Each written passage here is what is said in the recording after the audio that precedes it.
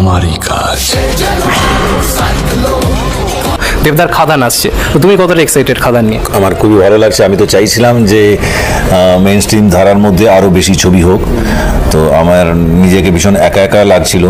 এখন অ্যাটলিস্ট মনে হচ্ছে যে হ্যাঁ, আমাদের ওই এক্সটেন্ডেড ফ্যামিলি ফিল্ম ইন্ডাস্ট্রি বলতে আরও অনেকেই আছে যারা আগে করতো, মাঝখানে একটা ব্রেক গেছিলো, এখন আবার করছে, ভালো লাগছে।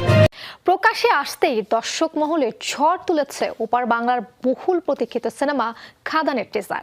এই সিনেমার হাত ধরেই বহুদিন পর আরও একবার অ্যাকশন অবতারে ধরা দিতে চলেছেন টলিউড সুপারস্টার দেব, সঙ্গী আরেক তারকা যিশু সেনগুপ্ত।